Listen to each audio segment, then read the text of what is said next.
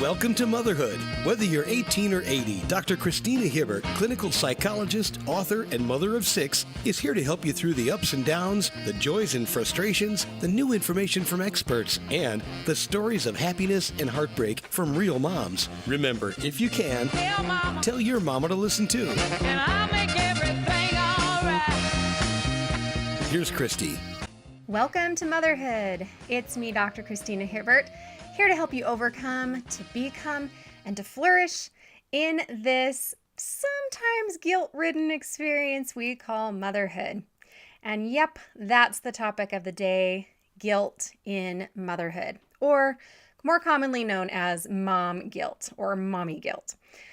If you're a mother, you certainly have experienced it. I think it's one of the most common feelings, experiences, reactions that we have to motherhood. But why is that so? Why is it so easy for us to feel guilty about all we do as moms, or rather, all we don't feel like we're doing? And how can we actually, use that guilt toward our advantage? How can we overcome it? How can we let it help us become better mothers and who we want to be? And how can we let it help us flourish? That's what the show's all about, We're here to grow through motherhood together instead of just going through it. And that's what we do each week here on Motherhood Radio. So today we're going to be talking about this guilt. And yes, today is a solo show, so I won't be having any special guests, but I do have a couple of pop-ins of some people that I actually got the topic idea from because I was recently at a conference, and actually I was teaching the conference. It was on postpartum depression, perinatal mood and anxiety disorders, or maternal mental health disorders. And we were talking about Mother's Day, because Mother's Day was just recently happened. And I was originally going to do a Mother's Day show, and I wanted to do something that just sort of talked about moms and helped us to understand what we needed for Mother's Day. So I asked a few participants at my conference, because they were all mental health providers, most of them were mothers as well, to come and talk to me for a few minutes. And a couple people came over, and I just asked them, what do you most feel like moms need to hear? And both of the people that came to me first sort of sparked this idea because of their responses. And I'm going to play those for you in a little bit so you can hear what they had to say. But it made me think, what we really need to hear is that we don't need to have a whole motherhood experience surrounding guilt. We don't need to have guilt over everything we do, and we need to learn how to let that go. And as a mother myself, I have definitely experienced that mom guilt. I have, had many Mother's Days, especially where I just can't help but just feel all of the ways that I'm failing instead of celebrating all the ways that I'm doing things the right way and succeeding. And so I can really relate to that. And it's been a real challenge for me personally to wrap my head around that guilt and use it to my advantage and understand it.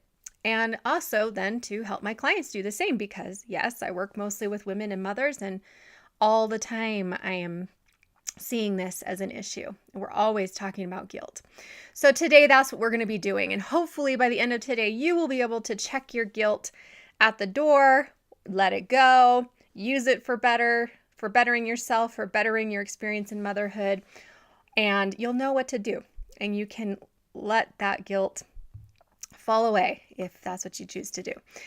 So that's our show today. Real quick, I just want to thank you for joining us here and hope you visit my website, drchristinahibbert.com, for all kinds of resources on the things we talk about, including my blog post, which is really an article about what we're going to be talking about today. So you can see that in writing with some extra tips and tools that we might not get to on the show, as well as lots of other free resources, all kinds of Facebook groups you can join for all different things, from postpartum depression to exercise for mental health to just blogging and trying to get a book deal, to, of course, our Growing Through Motherhood Facebook group, which I hope you've asked to be added to. Just look it up, Growing Through Motherhood. We'd love to join with you there on Facebook. Also, you can check out my Motherhood Essentials group where I talk about the power of essential oils in motherhood, pregnancy, postpartum, and beyond. And it's a really great little area to connect with other moms as well. So as we get started here, first I want to play for you the 2 responses that sort of prompted me to have this topic on the show. Now, again, what I did was I just asked anybody in the conference to come and sit with me for a few moments in front of the microphone and just say what they think moms most need to hear. And here is 2 of the responses that I got that sort of got me thinking about, let's talk about guilt. Okay, so I'm here with Ainsley, who's actually a psychologist, almost. Yes, congratulations, very soon. And so what do you think moms most need to hear or do to make Mother's Day a good experience? I think they need to allow their partners and family to celebrate them and not say they don't need anything. Okay, because a lot of moms say, Oh, I just need your love. Just let me sleep in. And to accept being taken care of because we're always the givers. that is so true. So instead of fighting it or saying it's not a big deal, we can actually say this actually means something to me, or actually ask for something maybe even, or just let the help in, any of that.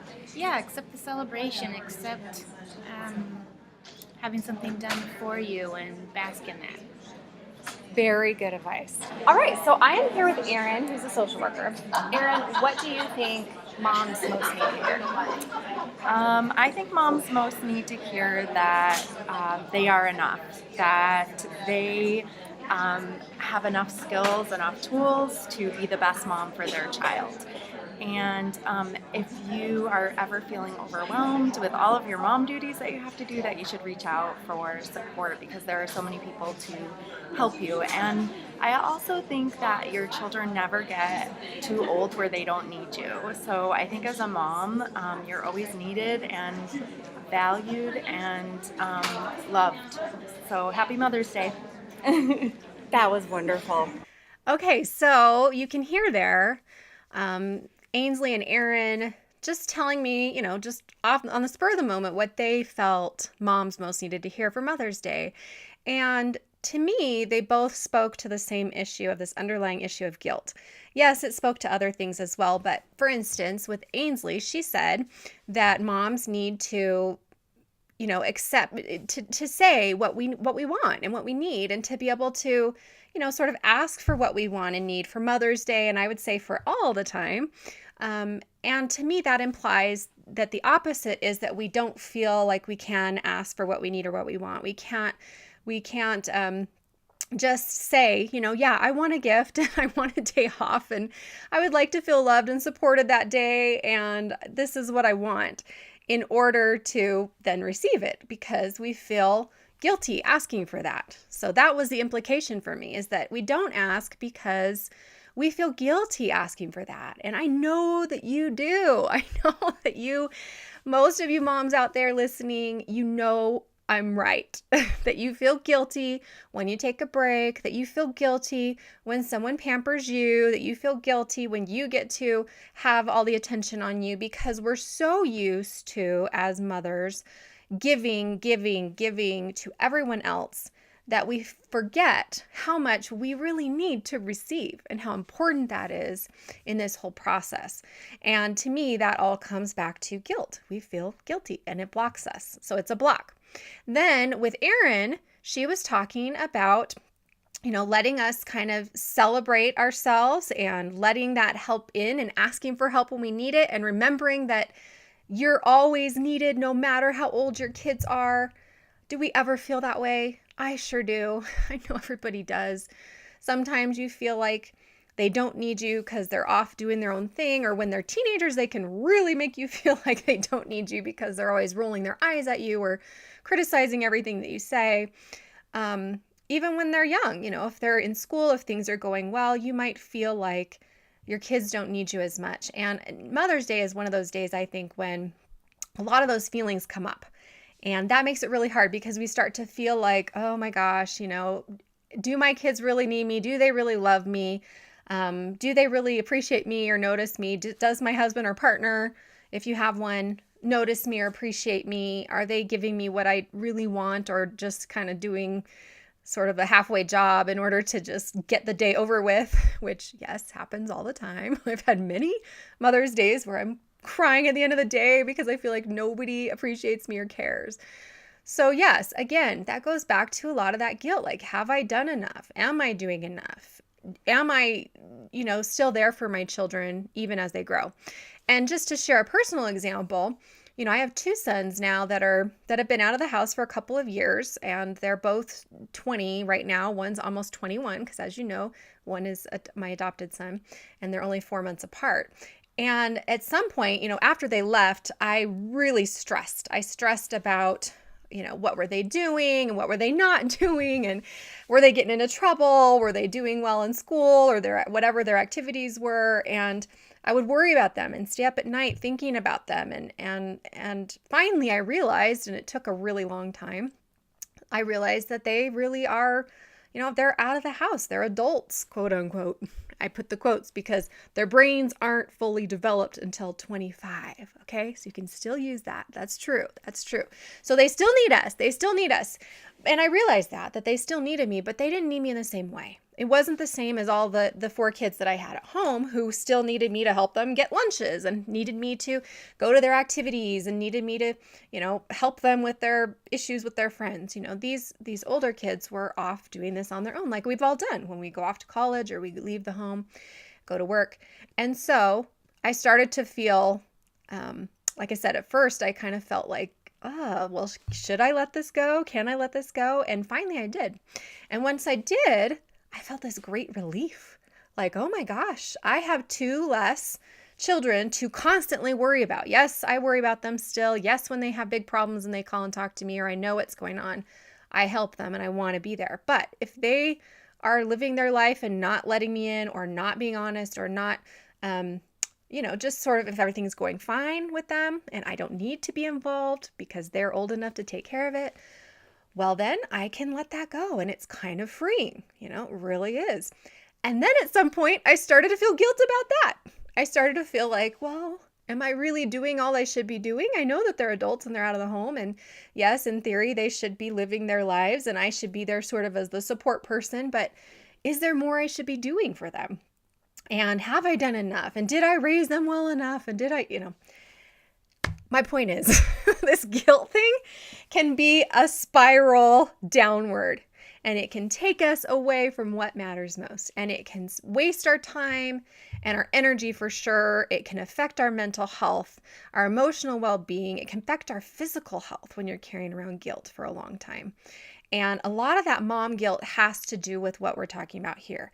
All that stuff that comes up on Mother's Day, or when your child is suddenly having a problem, or, just sometimes in the middle of the night. Am I doing a good enough job? And that was the other thing that Aaron said, that you are enough, that you are doing a good enough job. And I think that's such an important message. I think also on the flip side, the implication is that a lot of us don't feel like we're doing a good enough job, and that we need to hear that. And that means, that we feel guilty. We feel like we're not stepping up. We're not up to the bar that we've set for ourselves, or maybe you feel others have set for you. So hopefully this makes sense. And this explains some of the reasons why this is such an important topic, why we struggle with it so much, and helps us to start the conversation about what we can do about this guilt. So other instances where you might feel guilty, it might not just be because a child's not doing well, or because you just tend to be a guilty person. Sometimes we actually do things that aren't right. Right? We do things that we regret, that hurt other people, or that hurt ourselves, or make life hard. And so those are, I want to acknowledge those too. It's not all this unnecessary guilt. Sometimes we do make mistakes and we feel guilty about that. And guess what? That guilt is a good thing, because it shows us, I shouldn't have yelled at my family that day. I shouldn't have acted that way. I really shouldn't have said that. That was not right. As a mother, I feel like I shouldn't have, criticized my child in such a way in front of the other children or in front of their friend, right? These are things that we do because we're exhausted and we're overworked and we're burned out, and because we all have weaknesses, which, yes, surprise, everybody has weaknesses, myself included for sure. And those weaknesses are given to us so that we can humble ourselves and turn to your higher power, to God, to whatever source it is of yours that helps you to see what your mistake has been and to work through that issue and change, right? That's good for us to feel guilty in those because it helps us to change. So let me share another personal example to show you what I mean by this type of guilt. And of course, I'm full of personal examples because I experience this kind of guilt all the time. And I've learned a few things about it that hopefully will help you today. So a few weeks ago, I woke up just on the wrong side of the bed, I guess you could say. To me, I later realized it was a perfect storm. I had been feeling really exhausted. I hadn't been sleeping well. I'd been really stressed. I'd had a lot on my plate and a lot going on with my kids. And suddenly I realized, oh my gosh, it's May. And to me, May is really mayhem. It is total mayhem. It's every activity, every paper due, every field trip, every concert, recital, game, award ceremony, whatever it might be. And this year we have one graduating again, and we had our oldest come home from college, and it's just been boom, so much going on. So that sort of was there, and all the kids had been on me like, oh, I need this, and I need you to help me with this, and I need this paperwork done, and I need this turned in, and I need you to help me and get this. And then also I realized later it was hormones as well, and that always is a big factor for me. So it was this perfect storm that I didn't realize was a perfect storm. I just knew that I was really irritable and everything was driving me crazy. And it was a Sunday, we went to church. I was trying to, pull it up, suck it up and just feel better. And I did feel better at church, but also I was, not with my family the whole time. I was listening and being uplifted. And then we came home from church and boom, the kids started asking for things again. And I snapped. I went off and just sort of laid into them. And you guys think that I'm supposed to do everything for you and you don't even appreciate me and you never, say thank you. And everybody's just, demanding and I'm tired of this and you can't walk all over me and I'm just going off.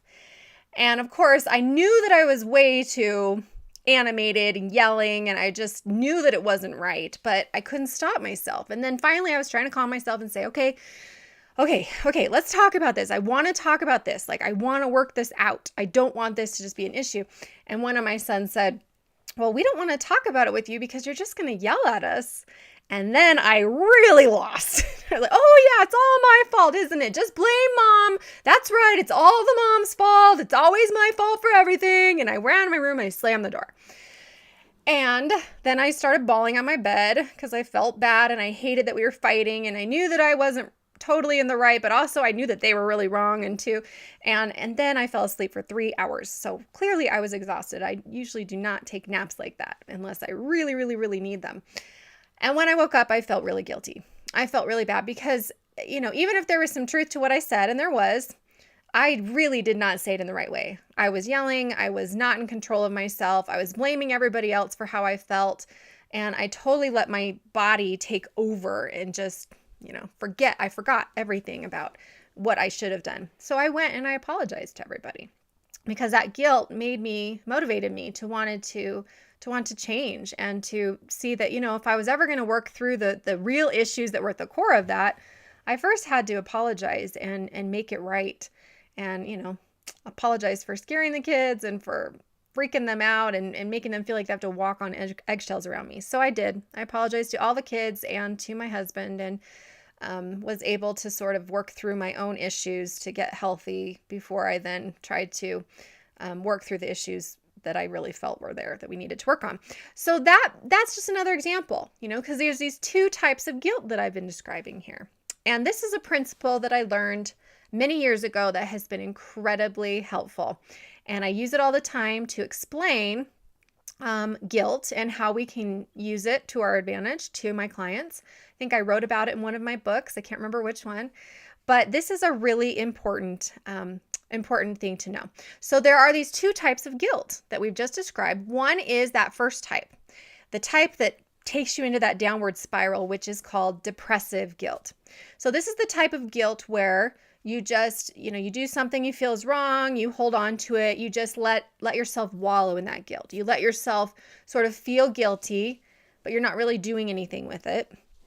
And you can keep on piling it up and it just makes you feel worse and worse. We've all been there. I've certainly had that type of depressive guilt.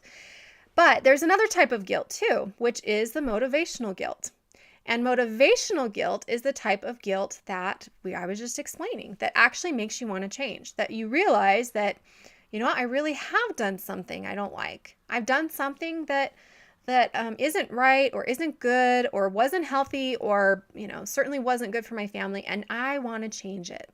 And so that kind of guilt can motivate us to then change. So if we think of these two types of guilt, and they're kind of opposites, right? One brings us down, one sort of lifts us higher and makes us become a better person, a better mother. And the way I always explain it, there's sort of a metaphor I use, and it's gasoline. So if you think about gasoline in general, it's a tool. It's something that we can use to put in our cars or in our lawnmowers to mow the lawn or to drive somewhere or to do something, right? It helps. It's a fuel. But that fuel is also very flammable. And if, you get close to a match with gasoline, it can go up in flames. And so if you think about guilt is being like that gasoline, then this is how it works. So the guilt is, if you think about the depressive guilt first, and if you just take that gasoline and you keep on piling it up in your garage, let's say, and storing it for who knows what purpose. So let's say, you feel guilty because you did something and you just feel bad about yourself. And then something else happens, you feel guilty, you feel bad about yourself, or you just feel guilty in general because you feel like you're not a good enough mom or whatever. And it's just sort of there. It's like piling that gasoline in your garage. And eventually all it takes is one little flame or match and boom, the whole thing goes up in flames, right? So that guilt that depresses us, it just brings us down. It's like we're storing it and storing it and storing it and storing it until something happens and all of that guilt, boom, sets us off in some kind of a reaction. It might be a Mother's Day like I've had before where I've been storing the guilt and I suddenly feel like I don't want anybody to celebrate me because I'm not good enough as a mom and I haven't done what I need to do. And it creates this whole earthquake. And it does no good. It just leaves a lot of destruction in its wake. And especially a lot of destruction in our own heart, in our own souls, right? But motivational guilt is different. So motivational guilt is like saying that the guilt is the gasoline. And when I get that gasoline, when I have that guilt, and I decide that I've done something wrong, then I can use it. I can use it to put the gasoline into the car and drive to a different location, drive to a sunnier place. I can use it to put in my lawnmower and go and mow the lawn and get some things taken care of around the house, right? And the same goes with guilt. So like I did in that example, being able to use the guilt to motivate me to apologize, to make peace in my home is like mowing my lawn, right?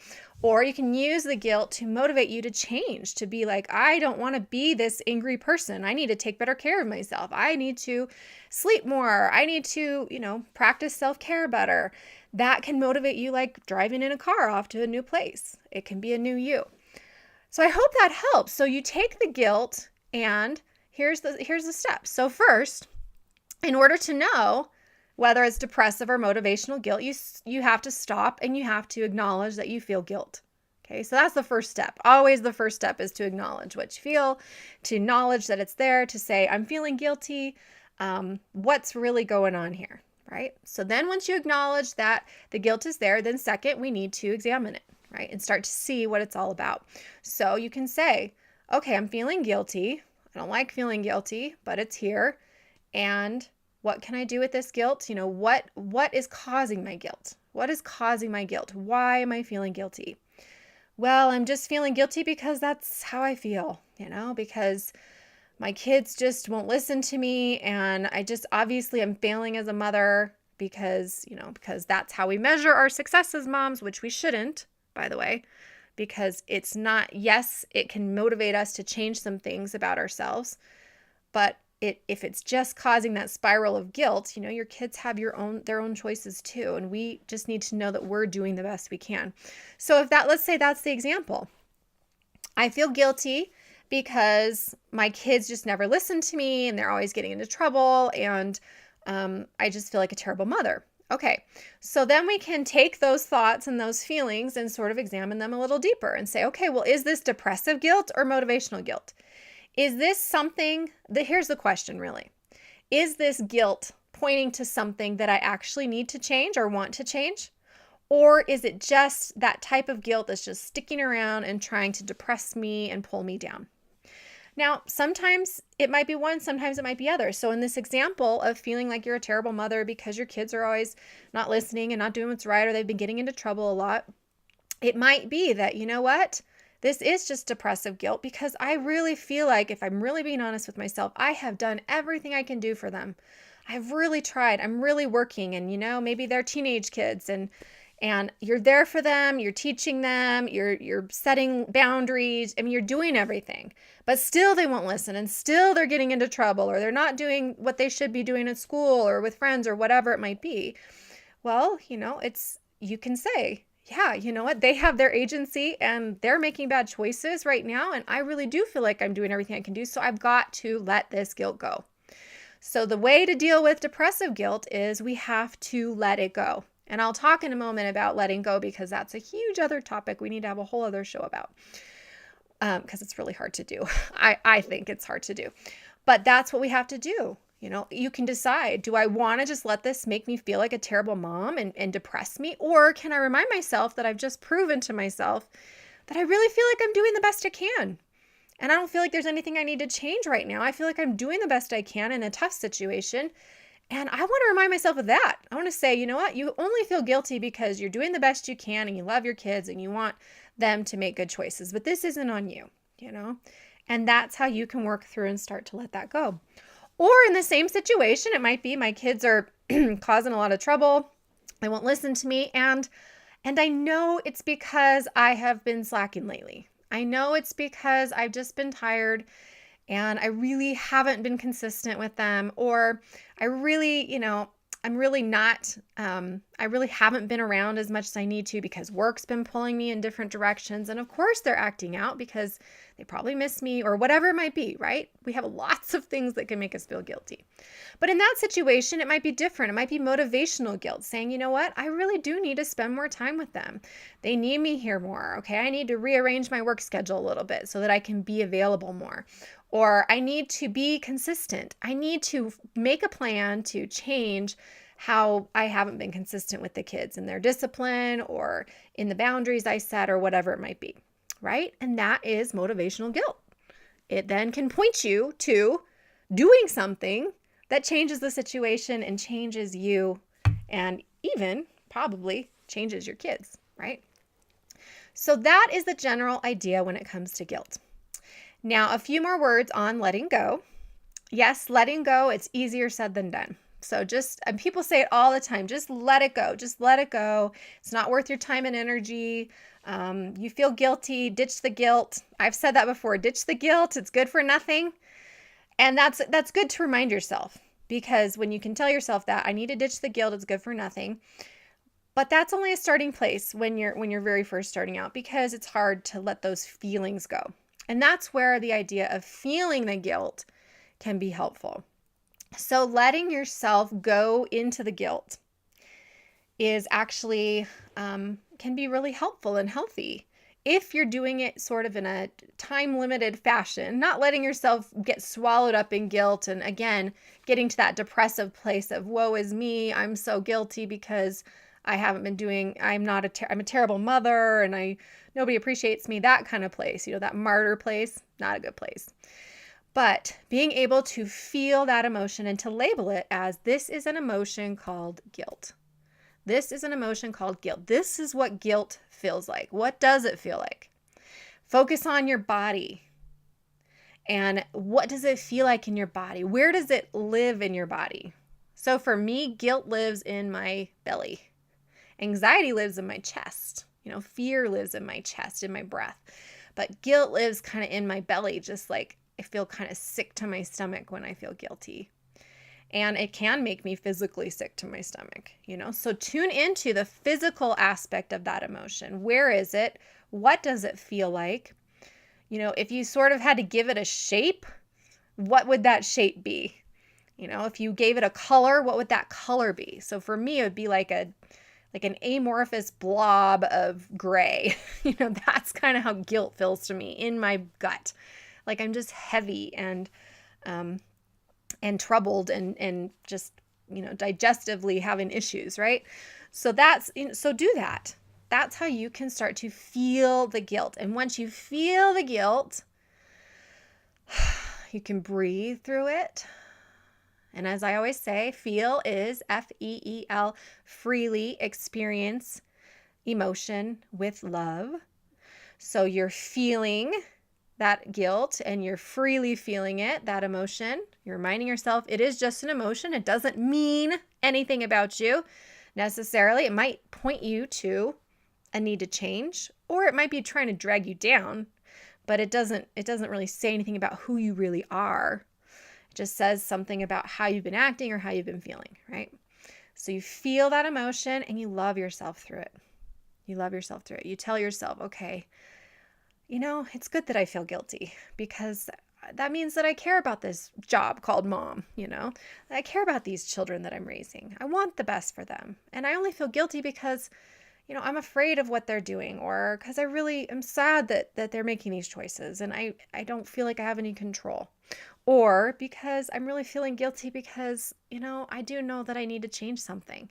But the rest I've got to let go because it's doing me no good. It's just like a weight around your ankle dragging you down in a pool to the bottom, right? That's depressive guilt. So instead, we got to unleash the ankle chain and start to swim or float back up to the top and catch our breath. What a relief when we can take the guilt and use it for something better. Those are just a few ideas on letting go because it's just, like I said, it's one of the hardest things that we have to do. But it's so true that you cannot let go of something that you haven't fully experienced yet. And a lot of times we have the guilt, it's just there. And a lot of times the guilt's just up in our head. It's not even down in our body. We haven't really felt it. We're just thinking it all the time.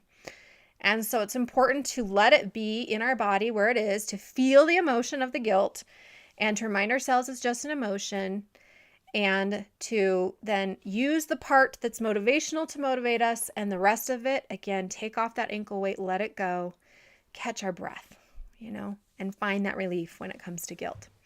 Now, I hope some of these things have been helpful for you today. I think that, this is just a beginning, and sometimes guilt is so ingrained in us that it takes a lot. It's going to take a lot more than just one little radio show, but I wanted us to at least be thinking about it and to have it on your radar so that maybe after listening to this, you'll start to pay attention to go, oh, there's that guilt thing. Is it depressive?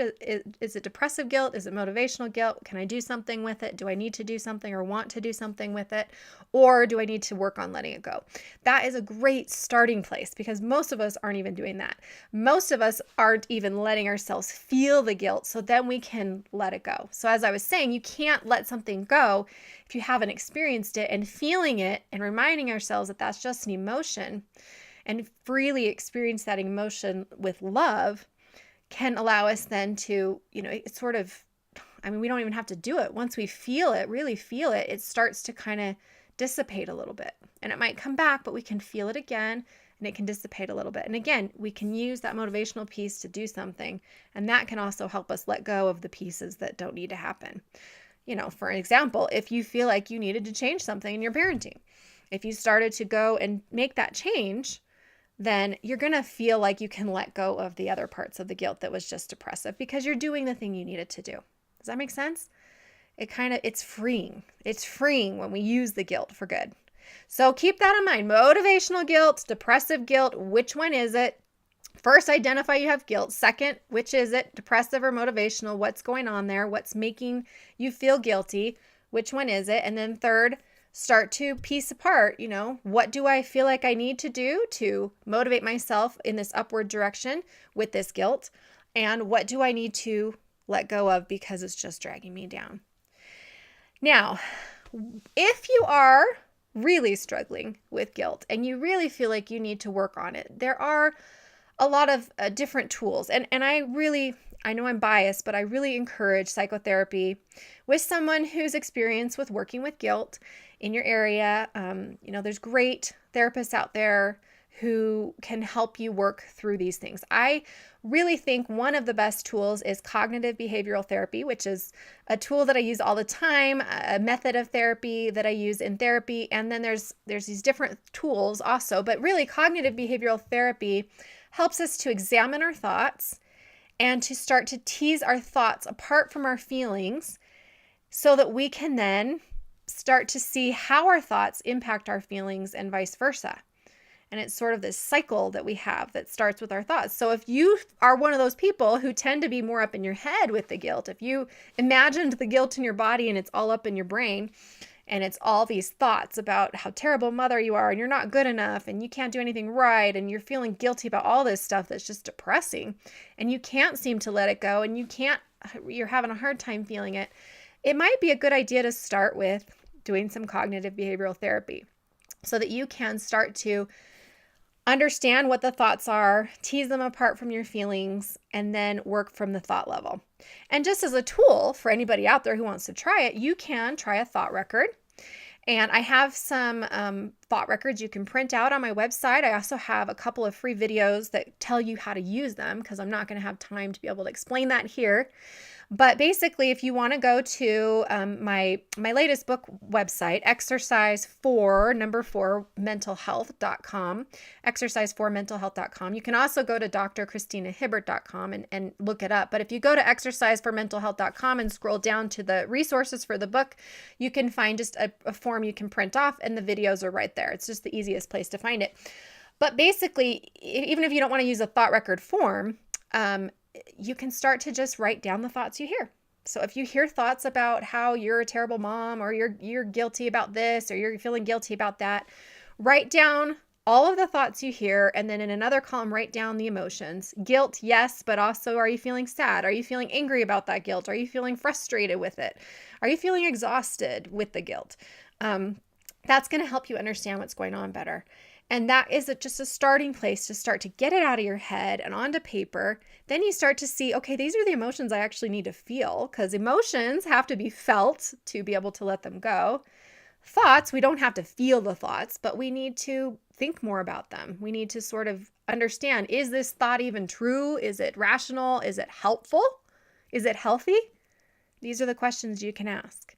And that's what a thought record does. So you can go check that out and learn more about a thought record. I'll have to do a show soon about how to use a thought record because it's one of the best tools I've ever learned. So I think that's good enough for today.